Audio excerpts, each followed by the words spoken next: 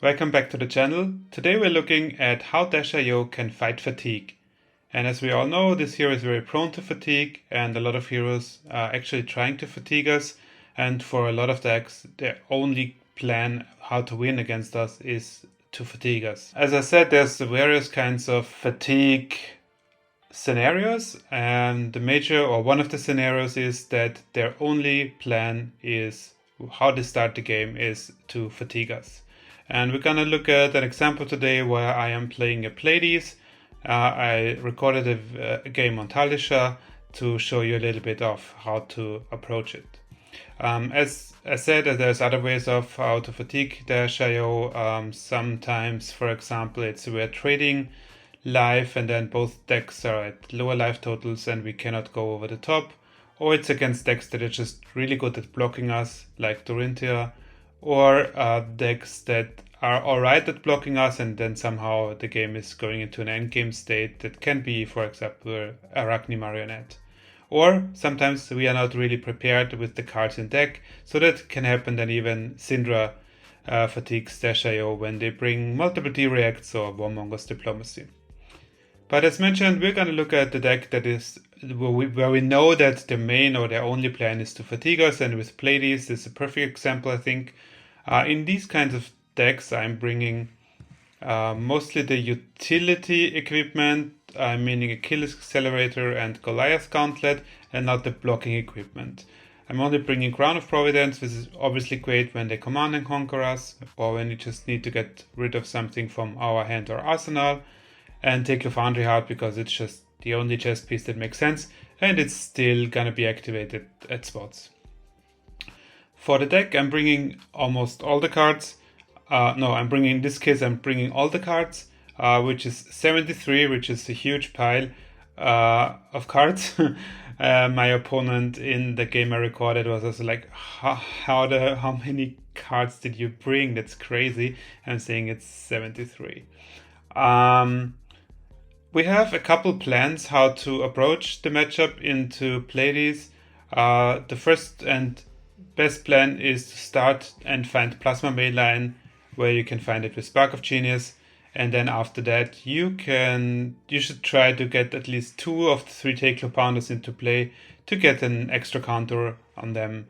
And yeah, this is the first plan. The second plan is to play as many maximum velocities as possible and also chain them together with Boom Grenade on hits, so you have a big turn. Usually Spark of Genius is involved. You have a Boom Grenade, you have another Boom Grenade from the top, you have Cerebellum Processor, and then you hit maximum velocity. And I think you have to do it a second time, also with Boom Grenade, to actually get there.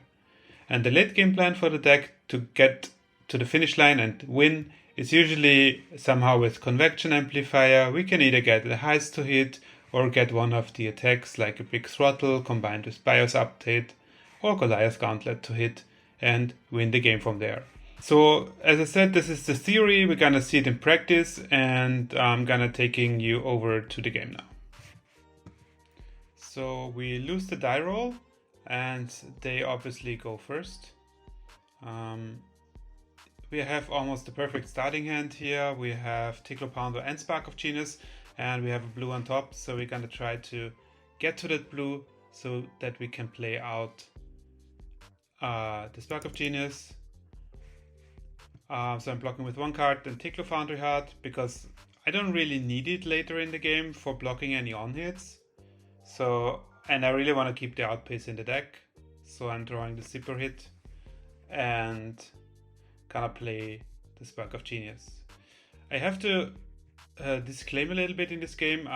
You can see a lot of playlines that are really good for winning in this kind of matchup, but I'm not playing it perfectly. So I just needed a game that I can show you, and it was the first game that I found on Talisha.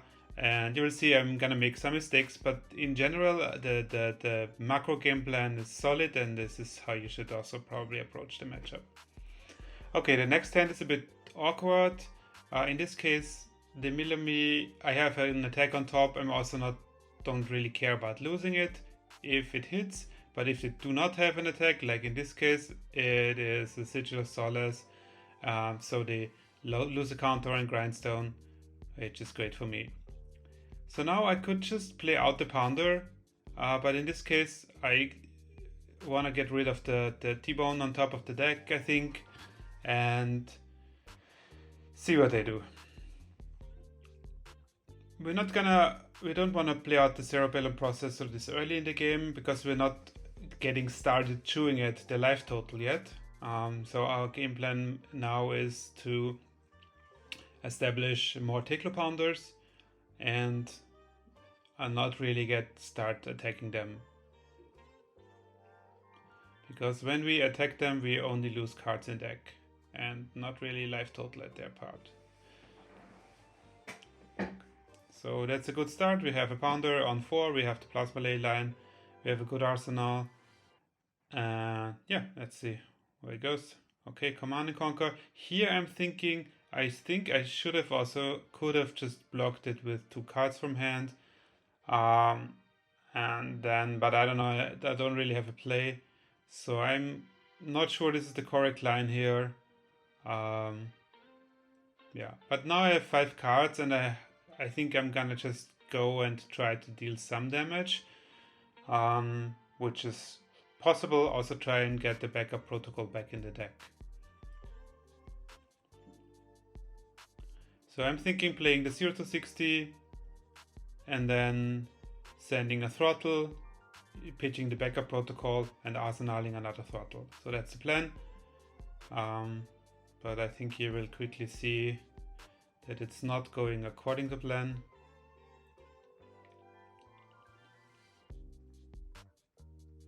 So they block with Rampart, have a sink below, okay.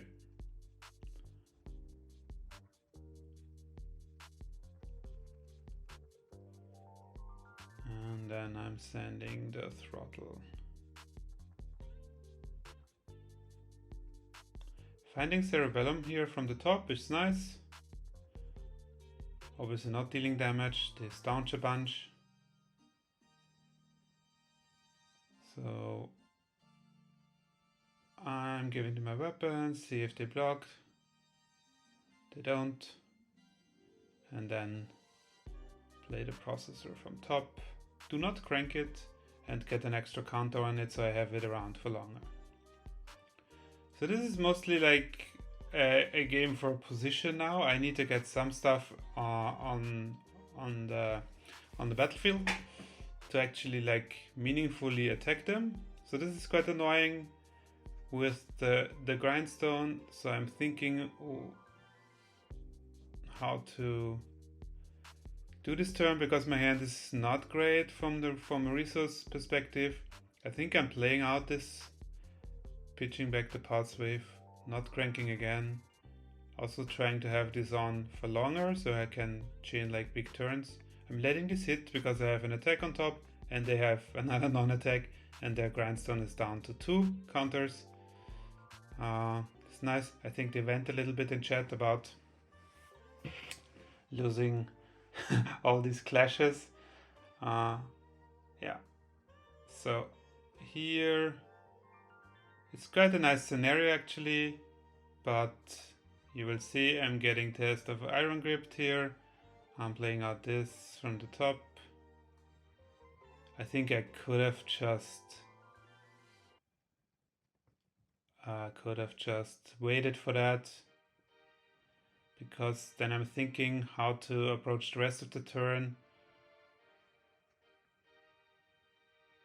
And I don't really know actually, so I'm not sure what I did. I think I should have maybe cranked the boom grenade and then added a counter from plasma ley line. In this case now I'm thinking, okay, do I really want to keep going in this turn? I think I'm not gonna hit, so I'm just gonna wait. Which I'm getting punished here with the double pounder, which is great, but I'm also having the double cerebellum processor in play. And I kinda now I'm on the clock from the processors, but I also want to get out the pounders. So I'm thinking, don't really know how to go on with this turn, so I'm just going in a bit of an exploration mode, attacking them and see how they do their turn. And I'm finding Boom Grenade on top, which is extra action points, which is extra cards. So I'm thinking, okay, I think I have to go further here. So I keep going and try to push these Boom Grenades this turn. I have the resources, and I'm just using the Pounders as resource cards. So I don't want to draw the backup protocol, it's quite the expensive attack in this case. Having one item in banish for heist later in the game, especially backup protocol, is quite potent. So I'm not too mad about losing one of them. So they block again. I'm drawing a card. I'm seeing Max V on top, which is telling me, okay, it's go time. This is how we connect our Boom Grenades. So I'm getting this, and then I can power up my one of the processors here, which is really nice. So they kind of have to block this one. Give me armor, which is also nice. But this is gonna connect. So this is basically starting the clock on the deck and the life total. So yeah.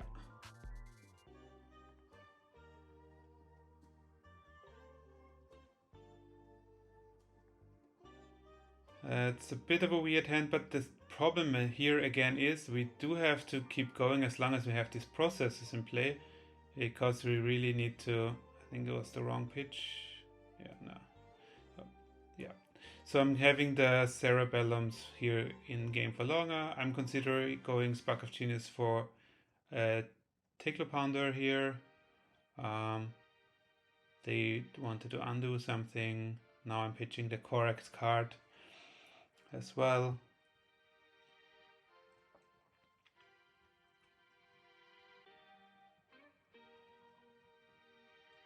Okay, so they have Show Me Command and Conquer.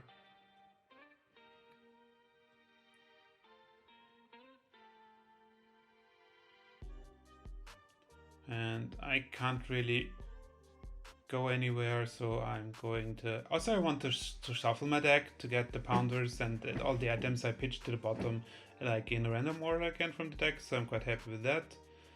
So they play Tunic. I theoretically know that they have this card, but I'm also fine with them playing that card. I don't really mind them attacking me randomly for 7.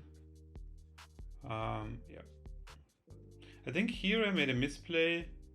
So, like, it's debatable. I have the null time zone and I'm calling Sink Below. I do know they have Command and Conquer in hand from the Clash, so I should have named that. But it's not. I'm not too worried.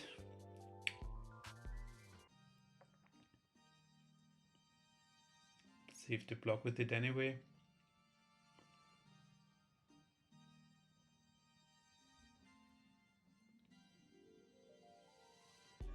So they have not the greatest blocking hand.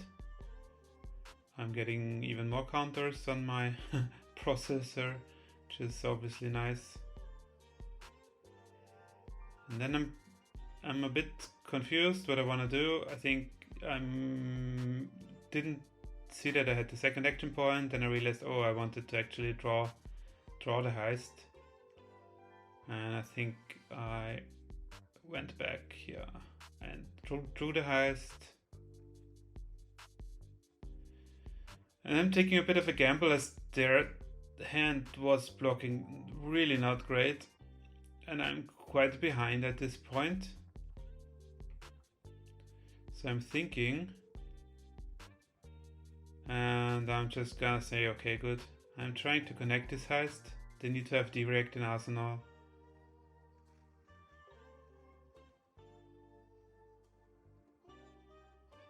To actually block it out, and it didn't really look like they have it.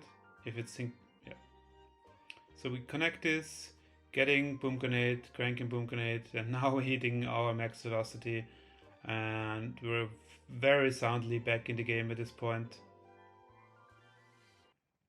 And I also think with our library is quite healthy still. So what was the last card? It was another 2 blocks, so he had 3 2 blocks in this hand. And now they're down to 5. So this seems quite manageable for me. Doesn't really matter what kind of hand I have here. Now I'm gonna start like sanding, chewing at them, and trying to find just randomly boom grenades from the top, or get some value from items.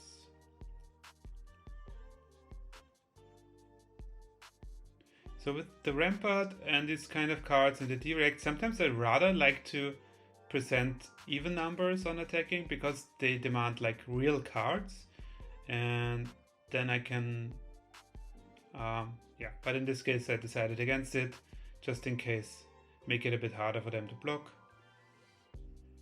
So now I'm checking what items are left in the deck.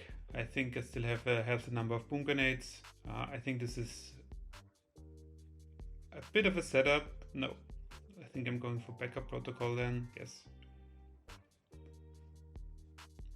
Finding a boom grenade from the top is super good. Drawing a resource card with Pounder, also fine. So I'm cranking this. I don't want to draw the backup protocol. I'm thinking about the requirements of resources I need for this turn to work. And I feel like 1 cost is not the greatest card to get. Obviously Cerebellum Processor is also not the best card. And then I get Iron Gripped anyway, so that doesn't happen. Now I can draw the blue, which is nice. And backup protocol, grab a throttle, which is the hardest to block for them at this point of the game.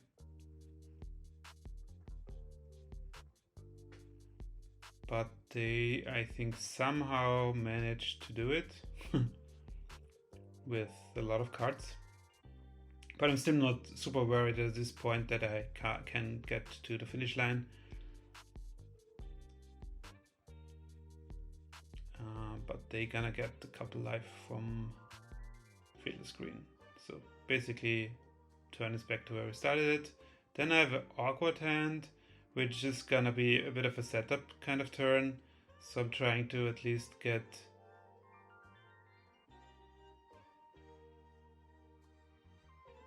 value from the processor, I think.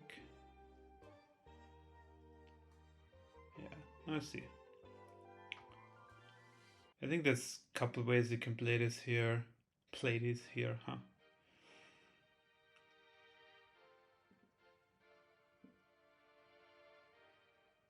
Yeah, this way I can theoretically find a boom grenade on the top or an item, which is really good. In this case, it's Tickler Core, so I can pitch back 2 reds into the deck and draw an extra card.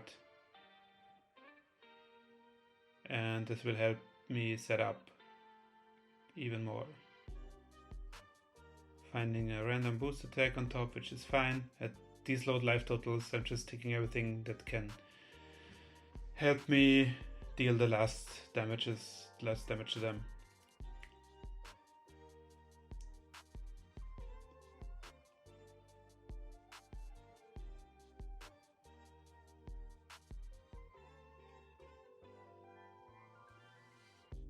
So now this is a lot of blues. It is obviously quite awkward. So now I'm just... yeah, now I'm finding a convection amplifier on the top, which will also be quite good to help me seal this deal here.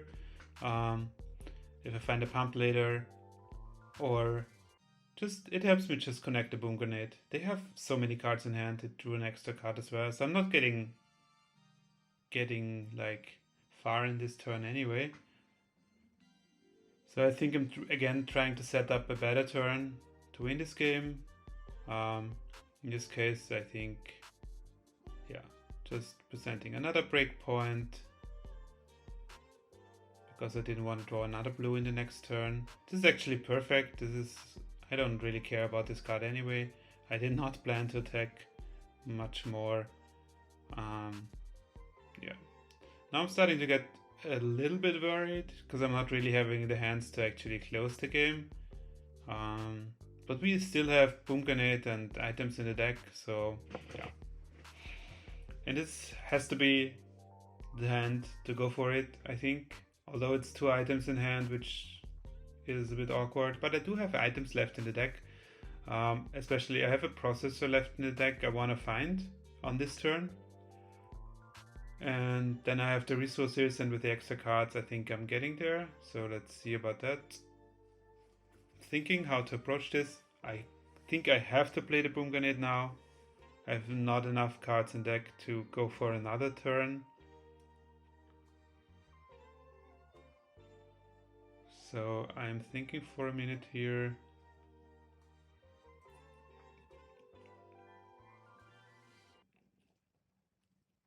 Actually, like the longest I was thinking in this game. So I'm checking what items I have left. I do not have any backup protocols anymore. But it's also my last Boom Grenade, but I have the Cerebellum processor, which I will try to find in this turn.